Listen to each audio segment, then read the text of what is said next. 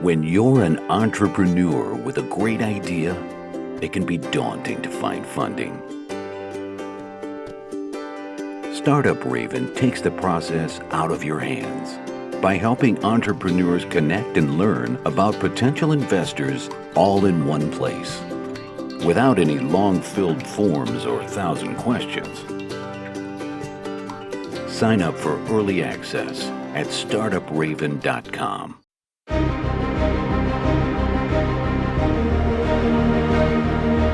Welcome to Startuprad.io, your podcast and YouTube blog covering the German startup scene with news, interviews, and live events.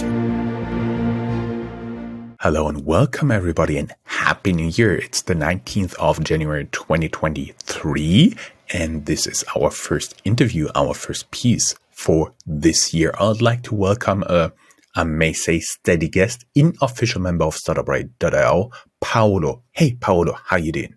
I'm fine, thank you, and buon anno a tutti. Happy New Year. Happy New Year. As people can already tell, you are Italian, but our frequent listeners will know that you're based in Frankfurt. You have been there an entrepreneur, set up a company. We'll soon get a little bit into that. The company was bought up by IBM, and ever since you are based there for IBM with changing titles, but you basically did the same. Your official title is, as we established before the interview, now for 3 years, the global research leader in banking and financial markets for IBM Consulting. And of course, you're also a best-selling author. I was wondering, did you already make it to the New York Times bestseller list? That's a very good question. And now, you may know well that banking books sell a lot when they talk about misbehavior of banks. I actually have the tendency of explaining how banks can behave good. Bad sells more than good, but this one has been selling very well because Banks and Fintech on Platform Economies, which is my fifth book and bestseller, has been a number one or consistently within the number 5 top selling books on Amazon in the banking category over the last year.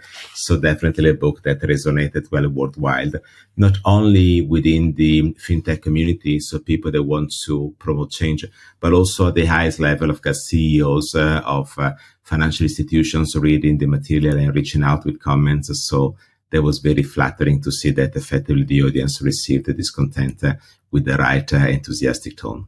Mm-hmm. Actually, we also know that we are also heard and seen, because this is not only an audio podcast, this is not only an internet radio, but also a YouTube blog. Basically, we do run one recording and we use it for all of them. And we know our audience has a lot of decision makers, has a lot of investors, has a lot of entrepreneurs and founders across the world. Actually, at any given month, we are scoring in at least 25 podcast charts across the world. Right now, I would like to welcome the people from Ghana, Tunisia, and Egypt who have apparently not appeared on a podcast charts list before. Welcome, guys. I've hinted you have been a fintech entrepreneur yourself. Can you tell us a little bit what you did before you got your most recent job? So that is actually the reason why I moved to Germany in 2008. Before I was leading quantitative risk management departments in capital markets and investment banking. And then after making so much innovation in terms of financial innovation, I thought it was time to take care of the small clients, so the retail clients, transforming the way they access financial services. And I moved to Germany to create a startup that was focusing on digital wealth management. So basically, how to create new engines to transform the conversation between the institution and the final client based on, if you like, better perspectives and more transparent conversations. And this small company, when I had 22 people in the payroll, a few clients, was bought by IBM in 2012, end of 2012. And that's when I joined IBM. So for the last 10 years, I've been working in IBM. And IBM said, we actually look for thought leaders, so people that can basically make an interpretation of the industry trends. Would you like to do that? And I remember I was in New York in 2013, and I said, what's a thought leader? And they said, well, the head of consulting at the time, well, is somebody that, has a good reputation and can write blogs. And I said, here, this one, right. I am Italian. I'm 40 years old. What is a blog? And so then I had to learn about the social media practice because I was not on social media at that time. And so I said, can I write books? And I said, I want to write on fintech because I think this is a super important topic for everyone, not just entrepreneurs, but also institutions. And that's where I started. But my literature, which is intersecting my role at IBM at the different investigation domains, from quant finance again to digital wealth management, till the last one, which is really foundational for everyone, is banks and fintech on platform economies, which designs the structure of the transformation of the business models in the industry going forward, looking at the intersection between information, data, and communication, people and relationships. It will be presented in a few weeks to the European Commission, for example. I use it for my contribution to the European Supervisory Digital Finance Academy that takes place in Florence for the education of the executives of the European authorities. Just to give an example, it goes beyond Europe. So it's very important for regulators, for bankers, for startup entrepreneurs to understand what did not go well in the last 10 years and how to make sure that we generate value for everyone in the ecosystem going forward. I see. And Florence is pretty beautiful. So you are a person who sees the long-term trends. That's why you are here. That's why we look a little bit into the glass bowl for the future. But first, let us take a tiny look back, because we hopefully almost over the Corona global pandemic, at least in some countries. In others, it's looking like it's getting really bad right now. Do you see a specific impact there? Because in Germany, what everybody has in mind is that was the time cash went out of favor and you started to pay cashless, even just by touching the credit cards. Do you see like any big trends coming from that besides that? Well, I would say that Germany is still kind of a cash society compared to other societies in the world. But a little comment before we dive into the impact of the pandemic. You mentioned long-term trends. Now, it is not my habit to talk about flying cars. Maybe there will be flying cars, maybe not. What I prefer to discuss are the conditions upon which a certain future can be realized. So we always try to connect here what we see in the present or what something that just happened to infer basically how this is modifying the next step and then create a journey towards a future when value is generated. But the future doesn't happen by itself. It's made of actions that we take. So I'm trying to anchor those actions to the creation of value, right, for clients and for stakeholders. You go. I heard once a quote that forecasts are very difficult, especially concerning the future. Well, all of my literature, which is based on my theory and principles of financial market transparency, is about the fact that the future is open, which is a huge problem in banking and financial markets because the industry tends to sell predictions which cannot be sold. And that creates as consequences in the relationship with clients. When digital takes over, there's no relationship that sets those predictions, which should be regulated to avoid FOMO. And therefore, the mechanics are impacted. So the real problem here for startup entrepreneurs to generate value is that they need to understand digital mobile is a technology to demand when people more or less know what they want to look at. But most of the revenues that matter in banking are operated as an offer-delivery industry because we need to deal with the uncertainty of the future, and therefore the industry creates narratives which are positioned through conversations. And when you eliminate the conversation, technology, if it is demand-driven, cannot support it. So there are techniques that can be applied to mitigate that, but first and foremost, we need to re-understand without romance the way clients make financial decisions, which differ from the way they make e-commerce decisions and blah, blah, blah. So all of this is part of my literature. Sorry, Paolo, when you talk about the romance, you refer to the time when you had a banker in a suit and a tie and a white button-down shirt, and he was sitting in a grandiose office, and the wealthy people walked in and talked for a few hours, and then they went back and left a lot of money at the bank, right? That is what you refer to. When I talk about romance, I also think about a venture capitalist that doesn't wear a tie but pretends to understand how the future is shaped, creating a hype for the valuation of the company. So that is still romance, okay? So it's telling us stories that don't exist. It's like the old discussion about the intergenerational change. Yes, people might have different ways of accessing technology, but they're all exposed to fundamental uncertainty when it comes to finance, because this is not e-commerce. And basically the way we position in front of that, if we eliminate fear of missing out, which should not be used because it doesn't comply with fiduciary standard, is very similar whether you're young or you're old. And understanding that enables you to learn how to onboard clients on your platform that are not just there because it's cheap, it's free, but are there to do something to reward you for your effort and investments by paying access to that platform. And that generates an economic model that makes sense beyond the venture capitalist volume expectation. So the problem of the industry today is that some volume can be generated, not in all fintech corners, but that volume needs to lead into an economic reward for the institutions so that they can continue plug in investments to pay for salaries and to create innovation. And if that is not resolved, the initial very risky capital would dry up and a lot of time is wasted. Now, I understand that it is a venture capitalist mantra to say we try here and there and something will pop up. And I'm like, well, I prefer to advise the entrepreneurs how they can be that one that can make it happen, right? So they should not rely upon the chance of being the one that can basically succeed them. So it's a different approach.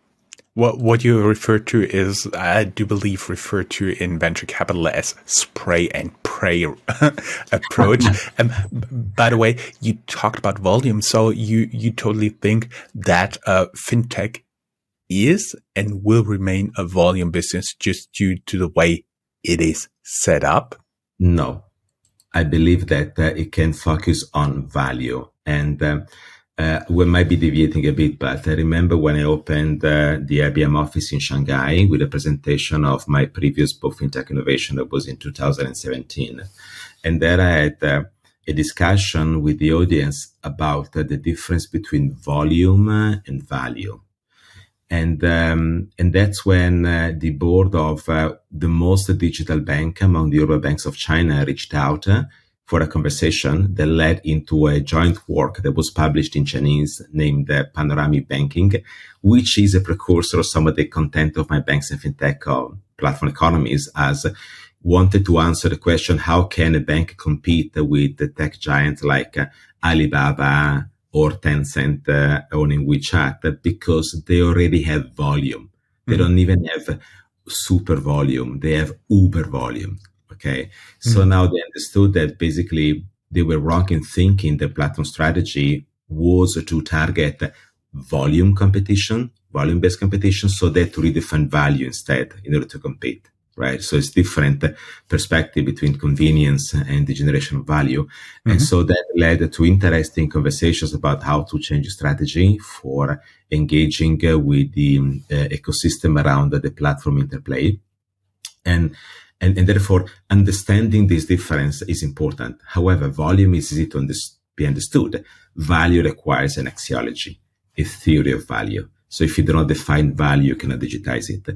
And so my effort in literature in the last few years has been around identifying the definition of value for clients that enables them to appreciate and reward the investment made to build a relationship that digital needs to support, because it's very difficult to demonstrate that value in a noisy world without being supported by technology as well. There is a completely different way of looking at the role of technology inside a refreshed business model that targets this new value or this hidden value But I believe the audience will want to read the book to learn more about it. We'll provide some insights later on in the conversation. Yes, totally. Because may I give a few hints about those values you can see the fintechs can generate for clients? Because that's not only approach the banks can use against big tech. As you said, they have uber volume. They're already really, really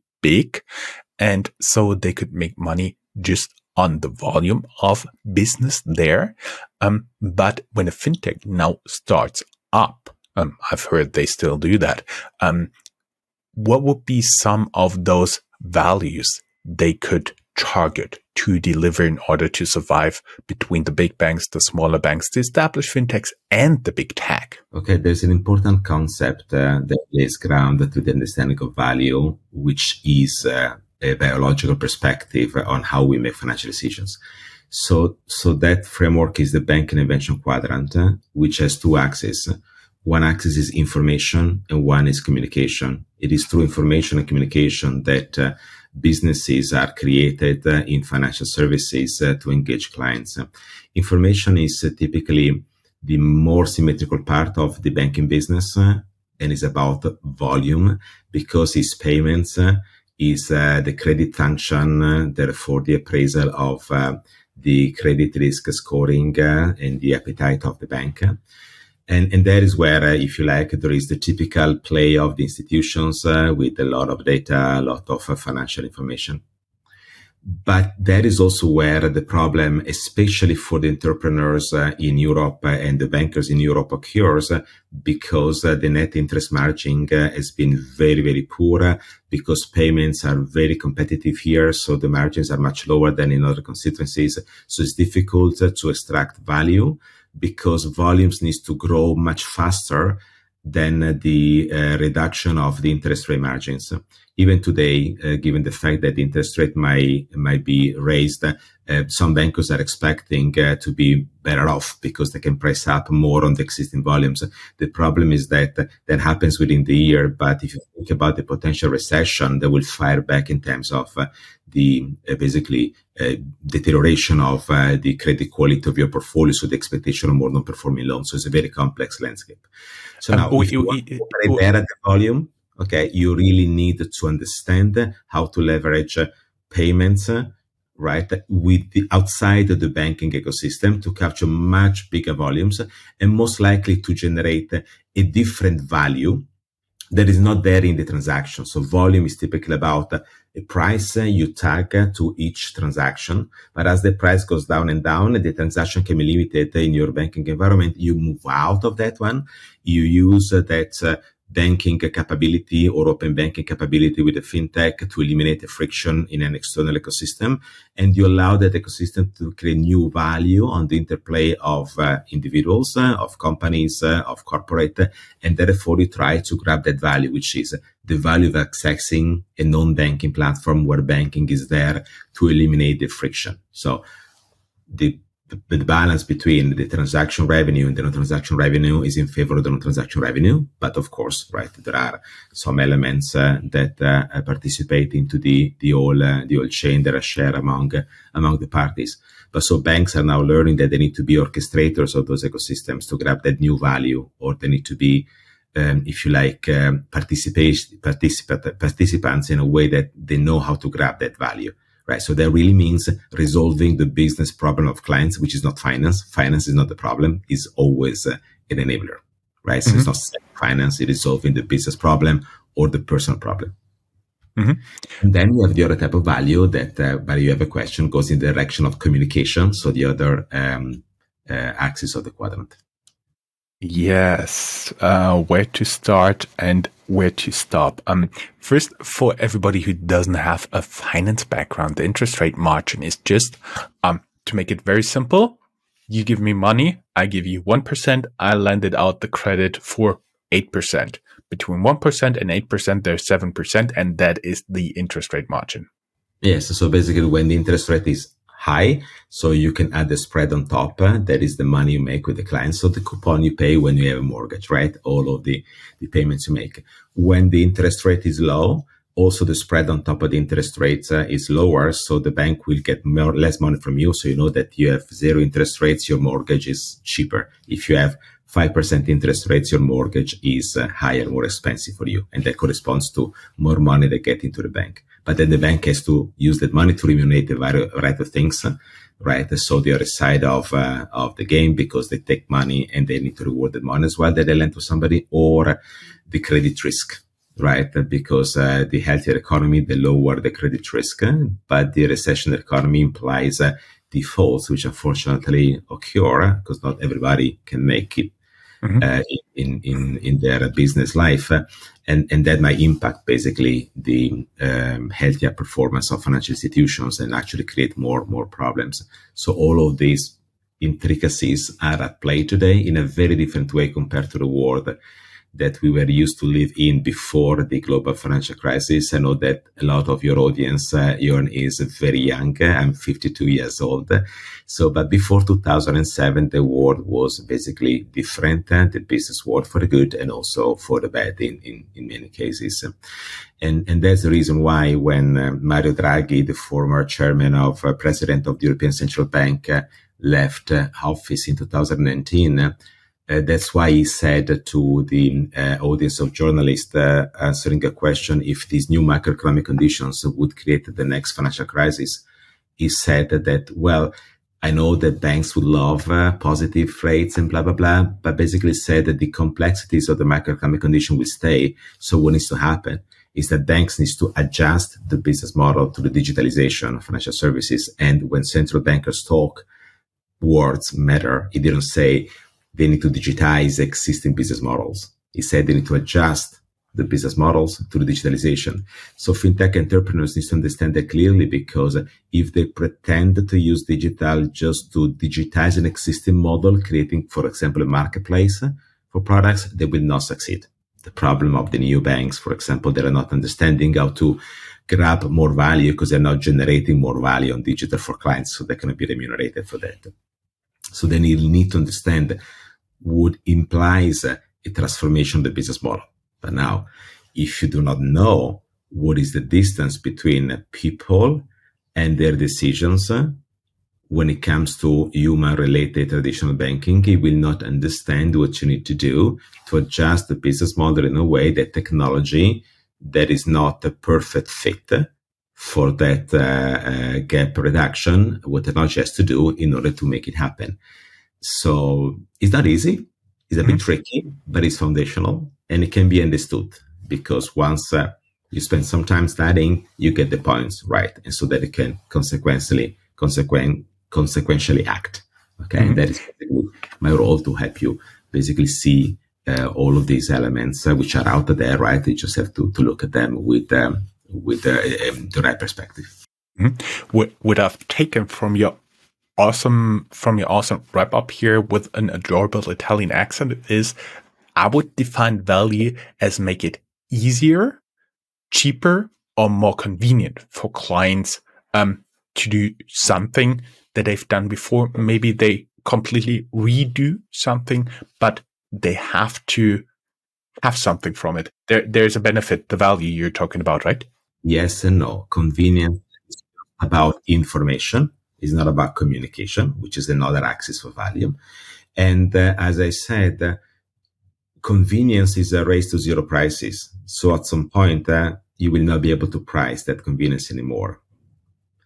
It's like you had to, go to the post office when you wanted to buy something on Amazon, and now you pay for one click. At some point, you assume that you're not paying for that. It's part of whatever price, and the price is very competitive. So it becomes zero price. And you assume you need to be able to pay that way, right? Because it's your habit. So that commoditizes very fast. Convenience commoditizes very fast. And that's the reason why convenience enables you to interact differently with others. And the value is about the need to interact with people. And therefore, the value is in accessing the platform, is not in the convenience of the individual pieces, which get commoditized and sooner or later insourced on the platform by the platform orchestrator.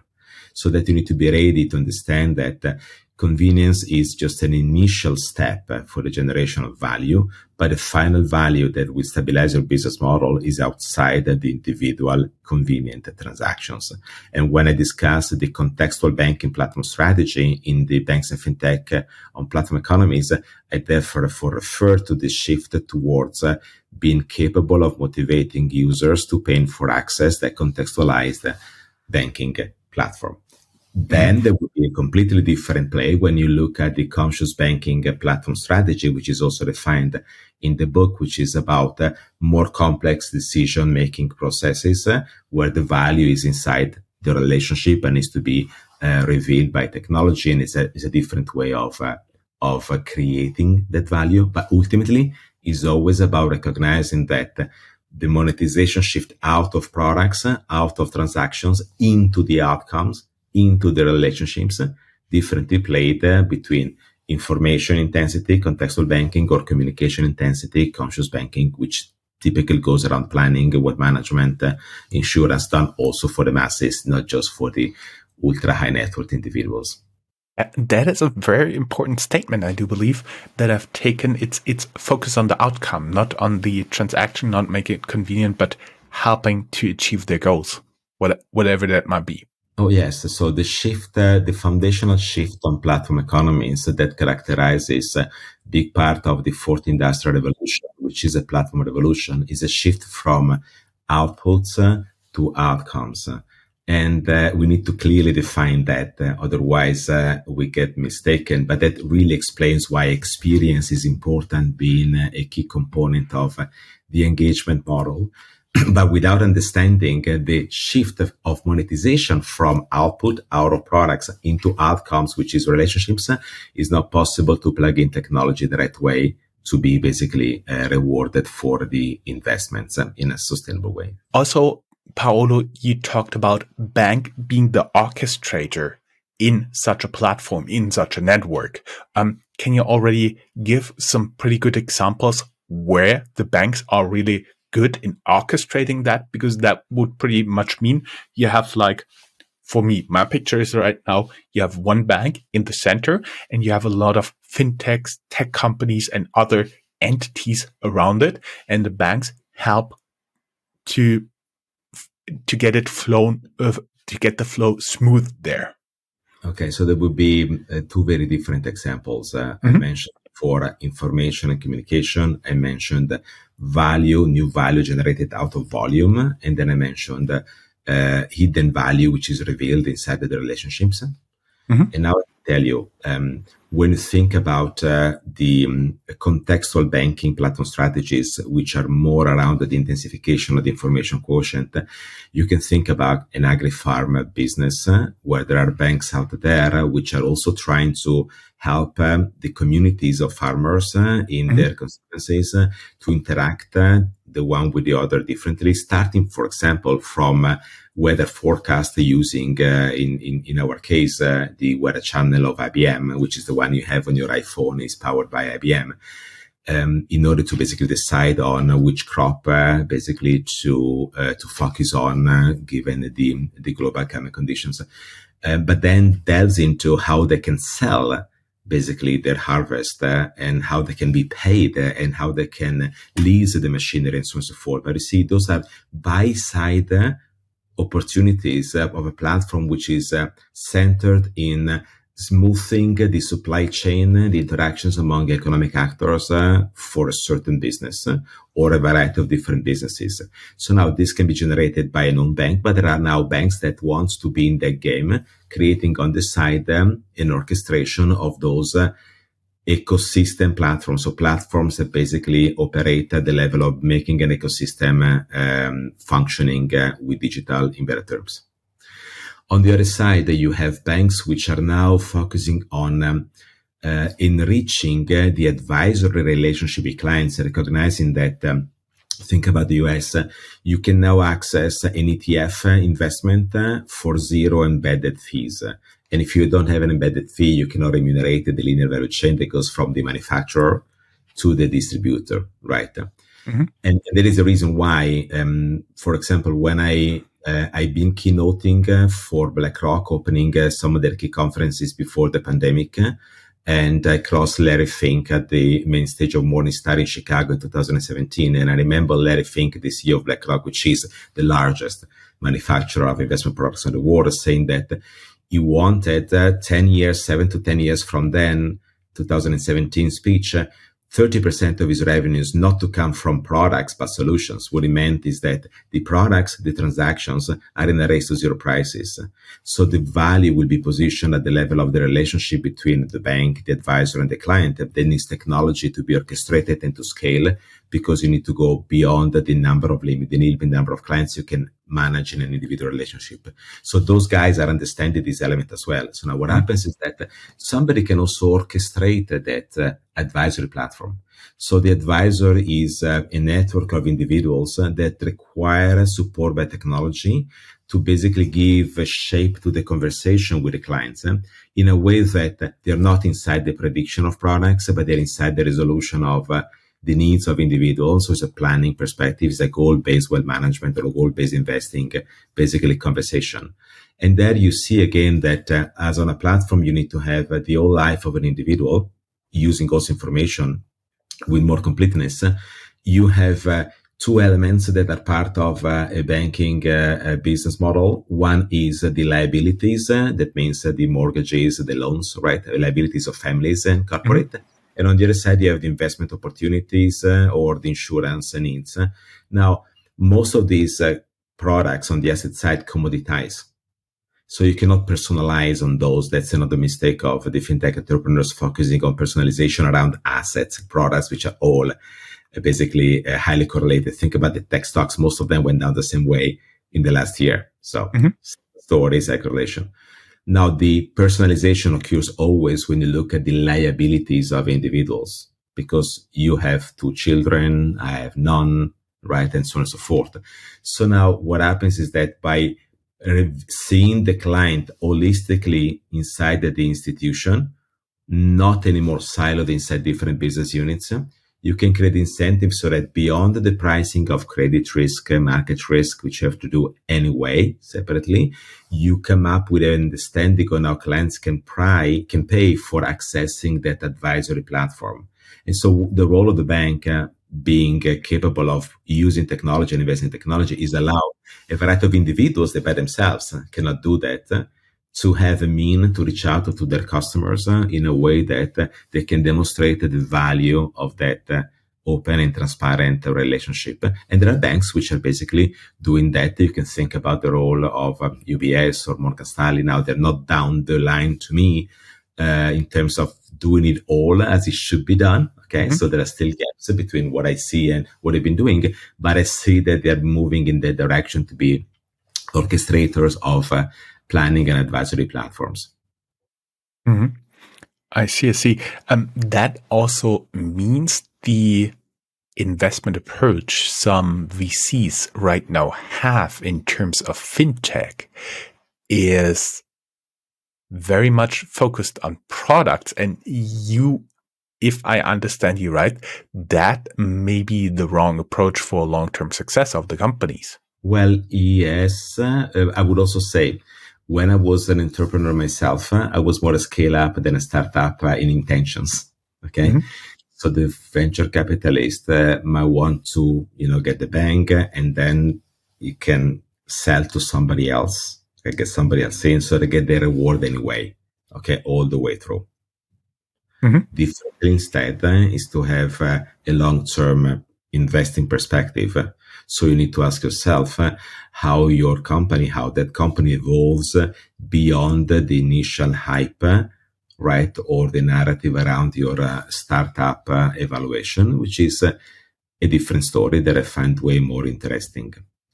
Now, understanding how you evolve out of the initial simple-minded effort, because no startup can start basically orchestrating the whole ecosystem, right? So very few can do that. Is to me important because understand if they have already defined in their business logic the limits of the initial proposition, and therefore they know that they will have to remediate it somehow along the way with partnership or with different investments. So they have a clear understanding of that. If they don't have, they fall into the romance of the individual product. Some cases can, work, but very, very few cases. And then typically those cases that work are then repositioned inside through an M&A prospect somewhere else. And if they don't have the understanding, those somewhere else of what the framework is, a lot of these start losing value, right? We saw that very often in business life. So what I try to do is to make sure that we connect and we anchor the long term and the short term with clear perspective, so that we know how to save the good, so the baby, when some of the dirty water is thrown out, because not all investments will be able to resonate, right, and to remunerate risk capital. I do believe we want to talk about 2023, but we have outlook very long term, how banks and fintechs will work together, will compete with each other on a very high level.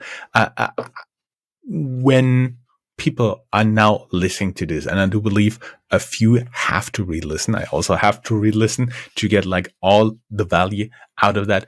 What would be like 2 or 3 sentences that people should take with them in order to prepare for the next few years? If I've heard it correctly, that are forces that will be playing out for the next 5 to 10 years, because the structure is not so easily adjustable. Plus, we have a potential recession on the horizon here. Okay, so we just released as IBM the 2023 Global Outlook for Banking and Financial Markets. So this question comes at hand conveniently. And this is actually a report that I believe you will enjoy reading. That is about the economic model of financial institutions, intersecting, of course, of fintech innovation around the need to basically grow and perform in uncertain times. And certain times can also be an opportunity moment. About the cost and efficiency, because operations are too expensive given the contractual margins, which is a longer trend, right, or a medium-term trend, which is happening everywhere, and at the same time remain compliant, especially considering the new risks that the cloud economy or the cyber economy is generating. So first of all, I would say 3 takeaways that matter in this conversation of startup entrepreneurship. There has to be a better link between business and technology. What I saw in many banks and also in the startup ecosystem is a hype around technology that therefore looks for use cases to apply technology, while it is always about defining the problem you want to solve and then look for the technology that makes sense at that point in time. But sometimes the investor scene is flipped. Okay, it's the buzzword on the technology piece, and then the use case is, if you like, in the background, and then maybe technology is not at the level of maturity yet, or the use case is not appropriate, and it doesn't work out well. But in the meantime, we generate a lot of noise, right? A lot of dust. So to me, it's important to rebalance this relationship. I said before, adjust the business model to the digitalization of financial services. So the intentions needs to be right. Okay. And business and technology in this case are co-equal in making that adjustment, because I need to understand the pros and cons, right? And the engineering pieces around those adjustment elements. The second, which is also important, we are moving steadily into the 4th industrial revolution, which is a data revolution. That means a platform revolution. Now, that requires a higher level of openness in corporate life from the way we work and the product and solutions we deliver to customers and clients. But that level of openness can only be fruitful and convenient in making when we are grounding our technology infrastructure on solid public cloud foundations, which is about the techniques by which we can innovate anywhere and everywhere thinking about the application management and the application creation. So you need to build once, in essence, right? You cannot invent the wheel every time. You reposition your analytical piece, and you need to be capable of managing that on different platforms for different purposes. You can think about it this way. There was a time where technology was about computers. Mm-hmm. Now it is still about computers. Like, I love my MacBook, but in essence, I remember I visited the HR center of the Banca d'Italia in Rome, just outside Rome. Is for HR. There is a huge building with very tall ceiling because that was created in the 1970s to host the computing operations, where at the time computers were bigger and bigger and bigger, right? So now we're not in the hardware world themselves. Hardware is very important, right? But technology moved, and it moved in the 80s into software. And software is a very well-defined industry-specific domain with an interface where basically you try to engage users that want to do something, right, for their personal or their business life. But in the last years, we're now moving into analytics. Analytics is basically the capability of sharing information across platforms, across software pieces. So everything opens up.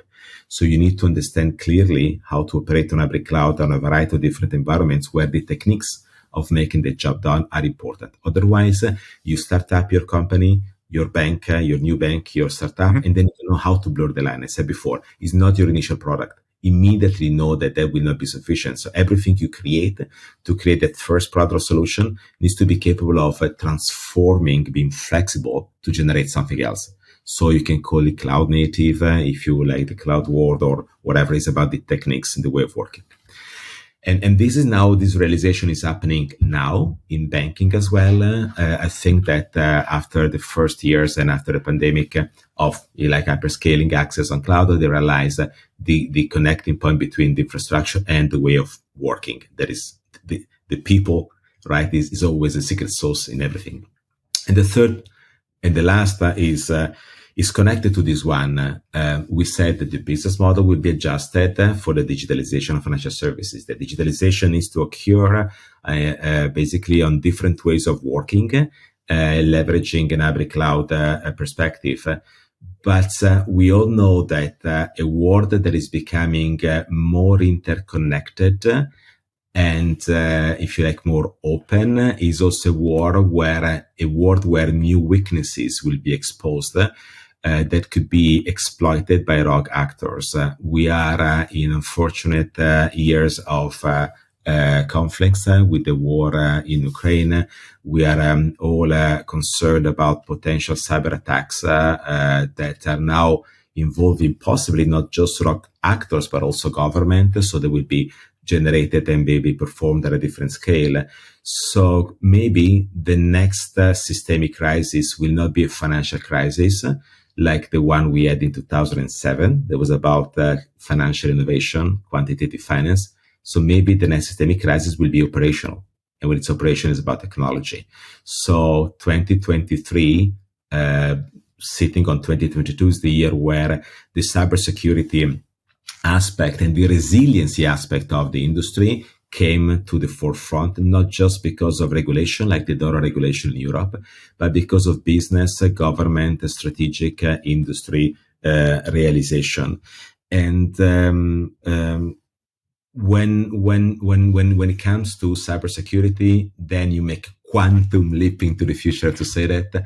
So now this is also the quantum advantage decade. So where we believe that quantum will demonstrate an advantage as an integrated or a complementary computing platform on traditional computing. Now we know that quantum computing might be capable of encrypting existing security algorithms. So a lot of investment are now directed into quantum safe cryptography. And you need to take care of that now, because everything that you're storing today can be exposed to manipulation in the future when new technology arrives, right? So you need to prepare for that moment. And in a sense that 2023 would be the year where this will be more considered, shaping the way the industry will protect itself and infrastructure going forward, which is for everybody's benefit, but is also relevant for the individual fintech. They typically exhibit a higher level of openness compared to traditional banking, and they can't be exposed to cyber resilience or cyber attacks. Mm-hmm. Whew. Paolo, I do believe that was quite a tough load on information people have to think about and have to dissect right now.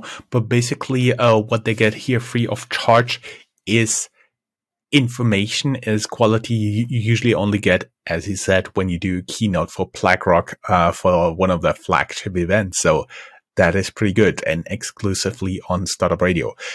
We will link down here in the show notes the report you mentioned, the IBM report that is going to go live the same day. Cut us some slack here. So basically, there will be some mismatch during the course of the day, but the day after publication, we'll have it in the show notes in our Medium blog. Paolo, we planned this a little bit differently, but I really loved how this turned out. Love your outfit. Love your accent. Hope to have you back very, very soon. The future is open, so is the Startup Radio episode. The future is open. Totally fine. Thank you very much. It was a pleasure talking to you. Arrivederci.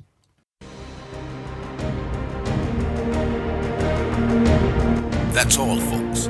Find more news, streams, events, and interviews at www.startuprad.io. Remember, sharing is caring.